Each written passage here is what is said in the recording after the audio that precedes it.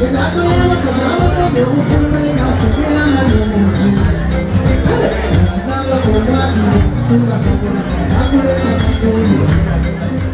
okuva waggulu nga twerabidde omukolo twatuddewo ennyumba nakutongole ngala okwebaza abakukolezi engineering company abakola omukolo gw'okuzimba ennyumba eno kuli Mongo.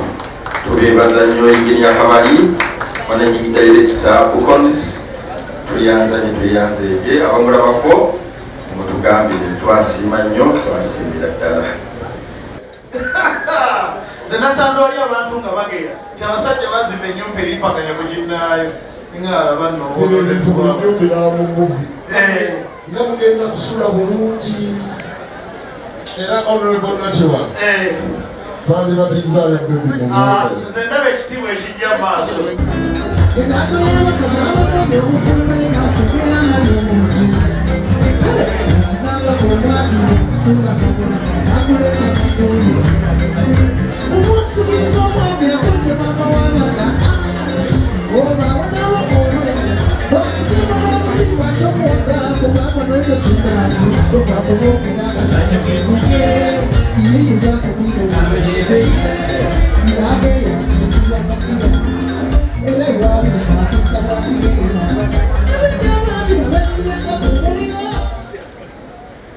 Ssebo ow'ekitiibwa ennyo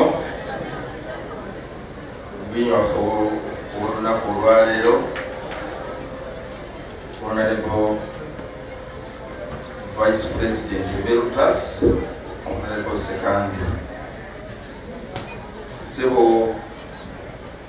ow'ekitiibwa Honorable Haruna Kyeyune Kasolo omunene wange n'omukyala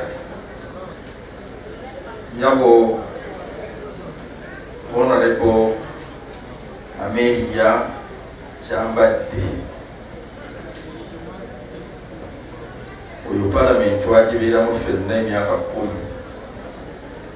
Nyabo omukulu akulembera abakyala bannayuganda abakyala abali wano nga noono tumutalizza. Abagenyi baffe ab'ebitiibwa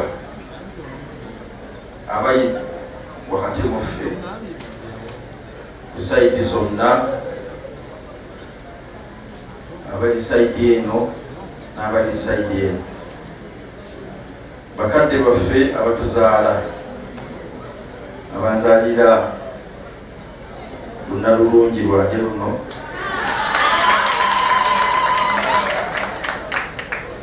ne bakadde bange abanzaala, mikwano gyaffe mwenna, abaami n'abakyala, abakungu ba Ssaabasajja Kabaka betuli nabo wano. Tulina omukungu atwala mu ggombolola ya Kibinge, ssebo Mubinge ne Namondo, Haji ali awo, Haji Musesere. Abakulembeze okuva mu gavumenti eya wakati, bannaddiini abali wano mu ngeri ey'enjawulo, mukwano gwaffe Pasita Bugingo n'omukyala.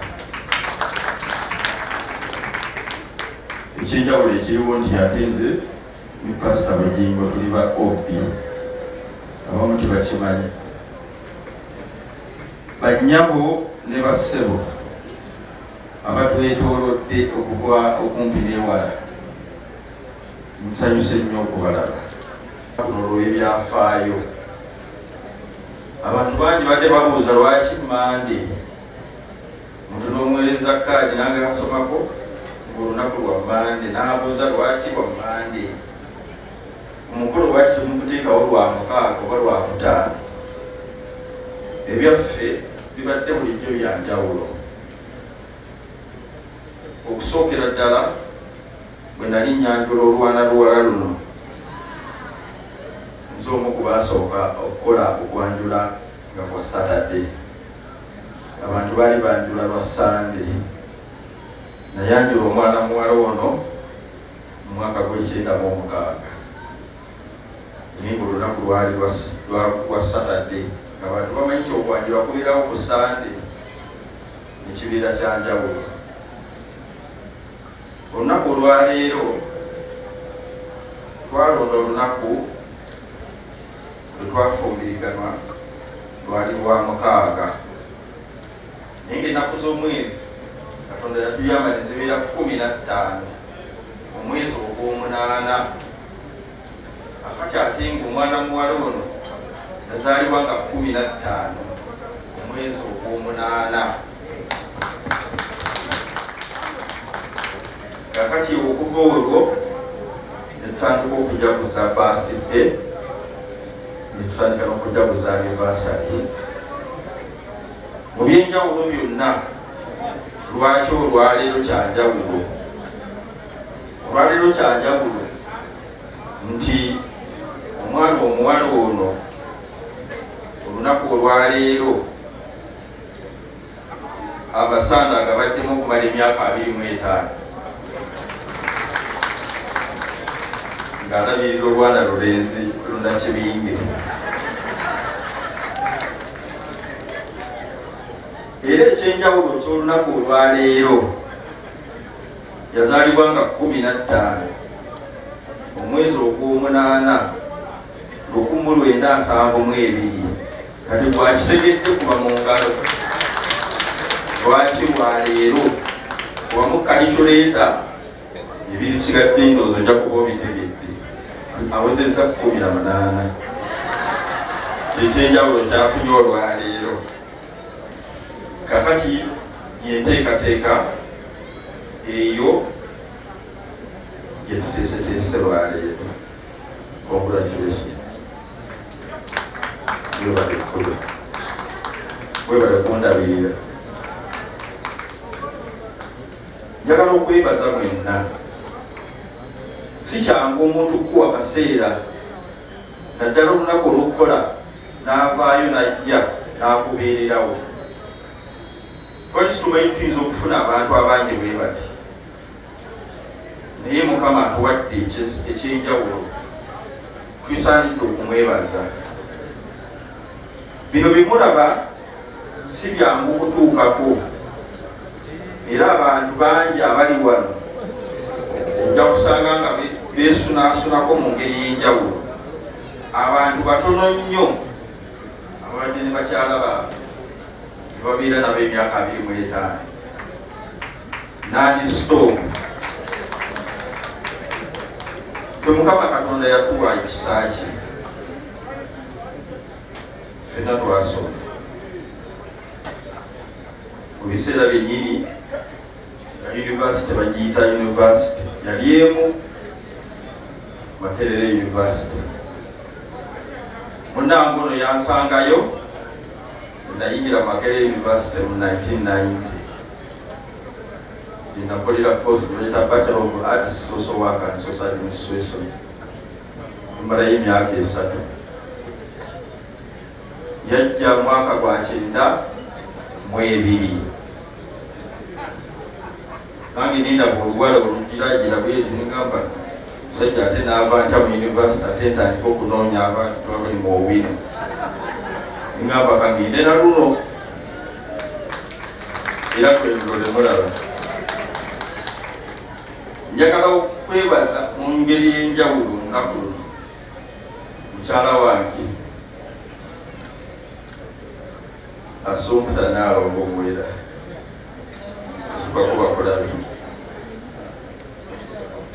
n'omwami wo Saalongo Mwera, former Speaker wa Kingira Town Council. Oli nasulanga naye mu mikyokolo ono nga naye tulinayo ku university. Kakati engeri gye twali mu kiraasi emu ne Naalongo ono nga tutera okuba nk'engeri gye tuwanyisiganyamu obugambo bwaffe mpolampola. Amesegi ne kagira nga kakkirira eno mpolampola. Kyokka bulooka. Awo n'abaawo omulimu gwe yakola. Olwekyo nyaba okwebaza kubitegereza bateekawo yebalenyo webadire ddala ayongeriza omugalo mwaka ayongeriza munaye takukwebaza mukyala wange ono Florence Nakiwala ambeereddewo ebbanga lyonna mu mbeera zonna tubadde ffenna obufumbo obeeramu ebintu bingi naye ekisinga obukulu olina okwekwasa Katonda. Kino si kyaffe kubanga abantu bangi baali badde baagala okikola, baali badde baagala emyaka gino bagituukeko nga balina ssente, balina n'ebirala bingi, naye obufumbo oluusi ne butagalamu ne busatuuka ku kigendererwa kyabwo. Tuli basanyufu nti ng'abafumbo nti ngamba abatuukiridde tulina kinene kye tupadde ku ggwanga Uganda. Tewaliwo gavumenti, tewaliwo ggwanga lisobola kutambula bulungi ng'abafumbo bakyankalana. Njagala munjulire, singa Pulezidenti Museveni alina obuzibu ne Janet Museveni, naffe tukyankalana. Naye olw'okuba nga batambula bulungi eggwanga likola ki? Ligenda mu maaso. Tulina ettaffaali ddene lyetutadde ku Ekereziya. Omusingi gwa Kereziya guli ku bufumbo. Ewatali bufumbo, Kereziya tesobola kuggumira.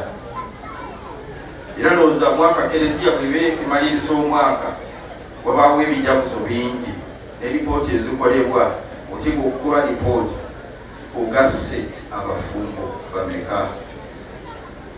Awo Kereziya bw'ebeera ogizimbye. Olunaku lumu mu paalishi yange entwala ey'ebuyoga bampita n'owerako eri abafumbo, era twabalekera buggo bwa nseko kubanga ebigambo byetwabafuumulira byali bizibu nnyo. Njagala okwebaza okulabirira abaana ate n'okubazaala. Wano abantu batono abafunye emikisa nga gye tufunye, batono nnyo.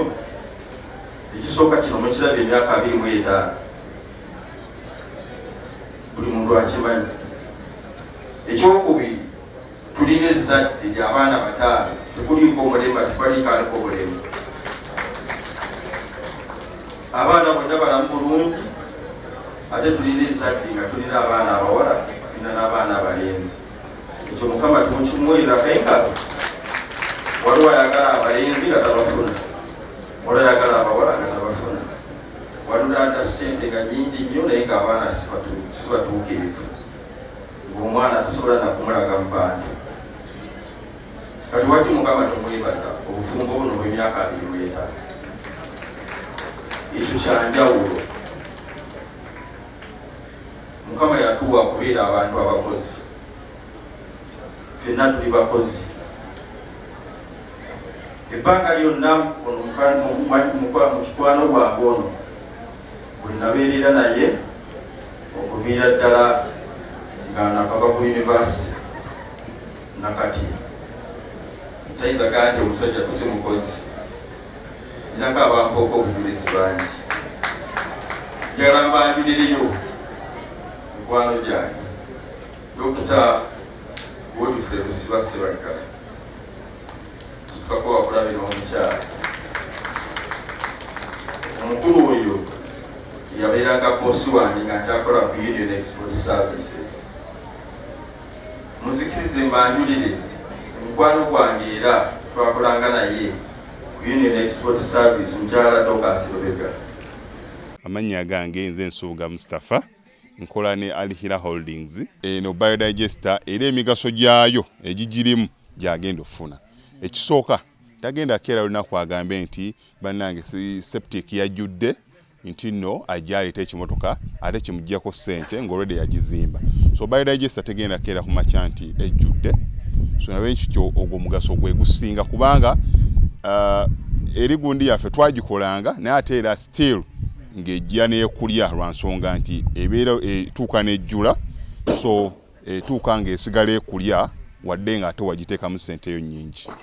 Ekyokulala nti beauty ye egenda vaayo eya compound, nti nno pavers zigenda kuva eri engulu yonna gye mulengera paka eno.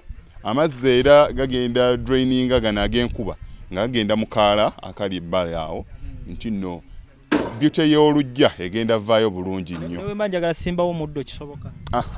N'oba oyagala simbawo muddo ogwo, kubanga kati singa owa kamera waffe akulaga nti nno system ogira nti eri wansi fuuti 2 kweno level kwe tuyimiridde. Wansi fuuti nga 2. So omuddo kakube gulina emirandira gitya guba gujja mmera. Yes, bannange tetukolera bagagga bokka, ate era tetusijja bayita baavu. Omuntu wa wansi omufuna mpola, ffenna gye tuggwa, nange ndi mufuna mpola. So sikolera bantu, sina kika kye ngamba mbu nno nkolera baneeno, wabula buli omu nga bwozze bwe tukola ki, bwe tukwata. Kati Alihira Holdings Uganda Limited tusangibwa Kamoocha, Prince Charles Drive, Plot 45. Kamoocha we wali offices zaffe. Tuyina enamba z'amasimu, esooka ya Airtel 07017669992, neya MTN 0789224230. Abasinga batumanyira mu biodigester kuba bwe tuvudde nnyo mu kamera, naye nga baklanti baffe abapya n'abakadde bagenze bakitegeera nti no ne general construction yenna mwetuli.